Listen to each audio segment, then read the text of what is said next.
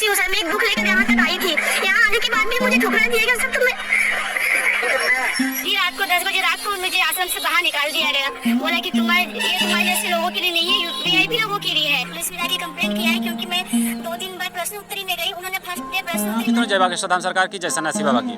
मित्रों, जैसा कि आप सभी जानते हैं कि हमारा भारत महान कहलाता है। महान यूं ही नहीं कहलाता है, यहाँ पे ऐसे ऐसे विभूतियाँ हुए हैं कि ये महान कहलाता है। एकमात्र भारत देश ऐसा है जहाँ पे भिखारियों को भीख दिया जाता है, अन्य किसी देश में नहीं दिया जाता है। यहाँ पे दूसरों के लिए पर सेवा पर उपकार में हम जगजीवन सफल बना जाएं, यहाँ पे ये चीज़ें चलती हैं। मित्रों, हमारे साधु समाज और हमारे जो बड़े बड़े मठाधीश हैं, बड़े बड़े जो है आश्रम हैं, उनके द्वारा आज करोड़ों, लाखों नहीं करोड़ों लोग फ्री में भोजन कर रहे हैं। हर रोज़ भंडारे चल रहे हैं, फ्री में मुफ्त में भोजन कर रहे हैं। 1 रुपये चढ़ावा चढ़ाने की ज़रूरत नहीं है, कोई बाध्य नहीं है। और यही नहीं बल्कि उनके रहने खाने पीने और पूरी जीवन यापन करने की पूरी सुविधा होती है। ऐसे बड़े बड़े आश्रम मैंने खुद जा कर के देखे हैं। मित्रों, आप सभी को मैं बता दूं कि ऐसे में हमारे सनातन धर्म को सभी टारगेट करते रहते हैं। हर कोई सनातन पे ही वार करता है, लेकिन शर्म तो तब आनी चाहिए जब हमारे सनातनी लोग भी सनातन को गाली देते या सनातनी साधु संतों को गाली दिया करते हैं, उल्टे सीधे बोला करते हैं। मित्रों, जिस बहन को यहाँ पे आप देख रहे हो, इनका आरोप है कथावाचक श्री अनिरुद्धाचार्य जी महाराज पे कि उन्होंने इन्हें आश्रम में पनाह नहीं दी।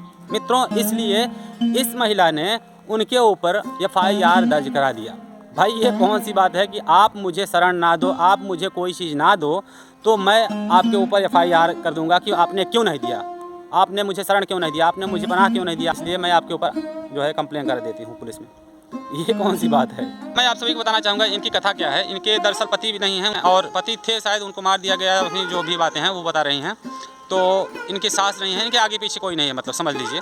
तो ये महाराज जी के आश्रम पहुंची, अनिरुद्धाचार्य जी महाराज के आश्रम में पहुंची, और कथावाचक अनिरुद्धाचार्य जी महाराज से इन्होंने कहा कि गुरुदेव महाराज मुझे पनाह दीजिए, मुझे आश्रम में रहने दीजिए। तो गुरुदेव महाराज का एक फंडा है, मैं आपसे भी बता दूं, यह फंडा केवल अनिरुद्धाचार्य महाराज का नहीं है, हर किसी का ये नियम है जितने आश्रम वाले हैं कि नवयुवतियों को, नई महिलाओं को वो आश्रम में नहीं पनाह देते हैं। वो केवल वृद्ध माताओं को पनाह देते हैं।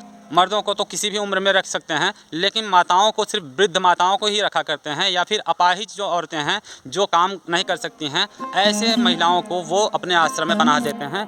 किसी महिला को जो खूबसूरत हो, जवान हो, ऐसी युवतियों को, ऐसी महिलाओं को वो आश्रम में पनाह नहीं देते हैं। उसके पीछे कारण भी समझ सकते हैं आप कि आजकल वैसे भी बड़े बड़े एलिगेशन लगा रहे हैं लोग बाबाओं के ऊपर, तो कहीं कोई उल्टी सीधी बात हो जाए, कल कोई ऐसी बातें आ जाएं सामने, तो इसलिए ऐसे महात्मा उन लोगों को नहीं रखा करते हैं। अरे भाई, जवान हो ना आप। मेरे गांव में तो एक दादी अम्मा हैं जो कि 80-90 साल की हैं, और वो उनके आगे पीछे कोई नहीं है, फिर भी वो दुकान रख करके अपना खर्चा चला रही हैं, अपना जीवन यापन कर रही हैं। तो आप जवान हो ना, आपके पास में कोई नहीं हो तो भी आप अपना जीवन यापन कहीं भी कर सकती हो, आपको आश्रम में ही क्यों रहना है। लेकिन ये बहन काफ़ी गुस्से में है, और इनका कहना है कि मैं बहुत गरीब हूँ, मुझे गुरुदेव महाराज आश्रम में नहीं रखे। मैं तो डोनेशन भी 2-3 लाख देने के लिए तैयार थी, लेकिन फिर भी मुझे आश्रम में पनाह नहीं दिया। मतलब आप समझ सकते हो, 2-3 लाख डोनेशन आप दे रही हो, 10,000 लगा करके कोई टपरी चला लो ना, दुकान रख लो, अपना जीवन यापन करो। आश्रम में ही क्यों पनाह चाहिए आपको? आपको तो पनाह चाहिए ना, तो आप कहीं पनाह बना लो अपना, तो आश्रम में ही आप ज़बरदस्ती घुसने की कोशिश क्यों कर रही हो? अरे यही नहीं बात रुकती। आश्रम में पनाह जब गुरुदेव महाराज नहीं दिए तो इन्होंने उनके ऊपर FIR भी दर्ज करा दिया है। मित्रों, पूरी बात समझने के लिए पूरा वीडियो देखते देखते बात करते हैं, तब समझ में आएगा। यहाँ पे रहना चाहती हूँ, उन्होंने मैं कुछ पैसे डोनेशन करना चाहती हूँ। यहाँ पे 3-3.5 लाख जितना भी मैंने कमाई हूँ, मैं यहाँ सब दे देना चाहती हूँ। जब आप पैसे ही देना चाहती हो, 2-3 लाख रुपए जितने कमाई हो, तो आप कहीं जो है उस पैसे को दान कर दीजिए, या फिर आप खुद का अपना दुकान कर लीजिए। आश्रम में ही घुसने की क्यों कोशिश कर रहे हो आप? उन्होंने मुझे बहुत अच्छा VIP गोडम्बा आश्रम में रखा। 2 दिन मुझे बहुत इज्जत, बहुत प्यार, एकदम मान सम्मान मिला। मैंने गुरुजी से रिक्वेस्ट की, गुरुजी मुझे आपसे बात करना है। उन्होंने किया बात सामने बैठकर मुझसे। गुरुजी से मैंने बोली, गुरुजी आप वृद्ध माताओं के लिए आश्रम बनाते हो, आप गौ माताओं के लिए आश्रम बनाते हो, बच्चों के लिए स्कूल बनाते हो। कम से कम एक आश्रम ऐसा तो बनना ही चाहिए जिसमें भारत की 1/3 जनसंख्या तो आ ही जाए आराम से। तो एक ऐसा आश्रम बना दो जो प्रताड़ित महिलाएं, नहीं सुनाई नहीं दिया, फिर से बोलो। ऐसा आश्रम बना दो जो प्रताड़ित महिलाएं, प्रताड़ित अगर होना सीखे कोई तो इनसे सीखे। ऐसा आश्रम बना दो जो प्रताड़ित महिलाएं आत्महत्या करती है, सुसाइड करती है। तो गुरुजी बोले नहीं, ऐसा नहीं हो सकता, उनके बच्चे कहाँ जाएंगे। तो सर मैंने गुरुजी से बोली कि बच्चे तो बड़े हो जाते हैं जैसे हम हुए, तो क्या औरत हरने से प्रताड़ित ही हो? आप माताओं की आरती उतारते हो, तो बहनों को भी थोड़ा बहुत इज्जत दो, थोड़ा बहनों को भी दुख को समझो। बस मैंने यही रिक्वेस्ट की सर गुरुजी से। तो गुरुजी बोले नहीं, ऐसा नहीं कर सकते। मैंने बोला चलो ठीक है। मैंने बोली गुरुजी अब मैं क्या करूँ, मैं कब तक ऐसे भटकूँ।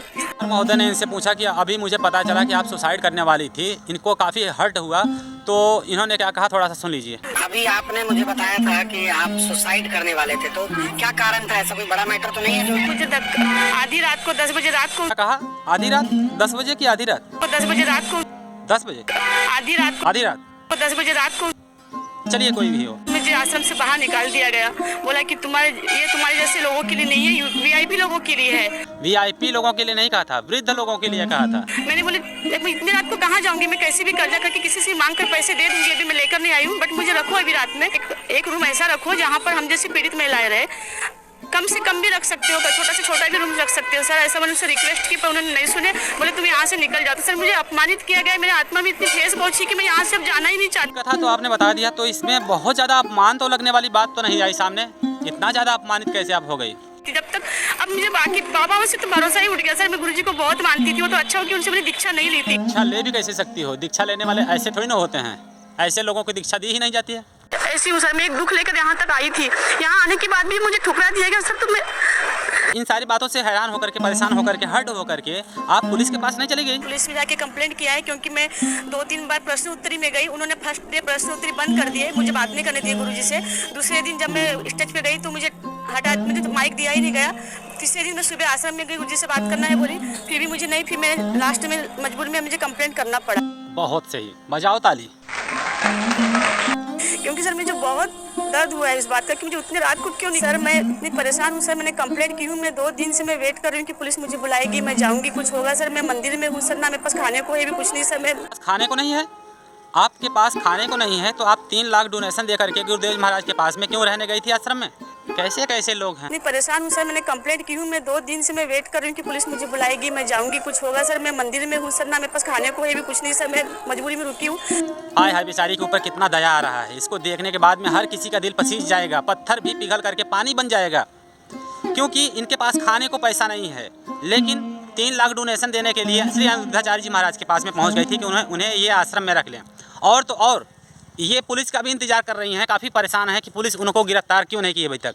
और खाने को पैसा नहीं, दर दर भटक रही हैं, बस 2-3 लाख रुपए इनके पास थे। ऐसे लोग आते रहते हैं, जाते रहते हैं। मैं किसी भी बहन के खिलाफ नहीं बोल रहा हूँ। अगर उनके साथ में कोई अन्याय हुआ है, किसी भी प्रकार की गलत हुई है, तो मैं उनसे सहानुभूति रखता हूँ। लेकिन जिस प्रकार से उन्होंने कंप्लेंट दायर कराया पंडित श्री अनिरुद्धाचार्य जी महाराज के खिलाफ, पंडित श्री अनिरुद्धाचार्य जी महाराज की गलती ही क्या है कि उन्होंने इन्हें पनाह नहीं दिया, उन्होंने इन्हें आश्रम में नहीं रखा। और इनकी गलती तो साफ साफ समझ में आ रही है कि भाई उनके ऊपर कंप्लेन कर दिया कि भाई तुम मुझे पनाह नहीं दोगे तो मैं तुम्हारे ऊपर कंप्लेन दायर करूंगी। अरे भाई, अनिरुद्धाचार्य जी महाराज एक कथावाचक हैं, वो किसी की बपौती नहीं लिए हुए हैं कि उनको पनाह किसी को देना ही पड़ेगा, जबरदस्ती नहीं है। तो उनकी श्रद्धा है, ये तो उनका अच्छाई है कि वो लोगों को पनाह दे दिया करते हैं। लेकिन वो आपको दें या ना दें ये उनके ही ऊपर निर्भर करता है। आप उनके ऊपर एलिगेशन लगा दोगे, आप उनके ऊपर जो है FIR दर्ज करा दोगे, किस आधार पे? क्या उन्होंने ठेका लिया था, बपौती किसी का खाए हुए हैं कि वो आपको पनाह देंगे ही देंगे? तो ऐसे ऐसे लोग भी महान विभूतियाँ हैं हमारे देश में, जो कि बिना वजह से भी किसी के ऊपर FIR दर्ज करा देते हैं। अब वो प्रमोट होने के लिए करते हैं ऐसा, या किसी के द्वारा ऐसा करवाया जाता है। जो भी बातें हों, आपको वीडियो अच्छा लगा हो तो लाइक कर देना। चलिए मिलते हैं अगले वीडियो में। जय श्री राम, जय बाबा सरकार की हर हर महादेव।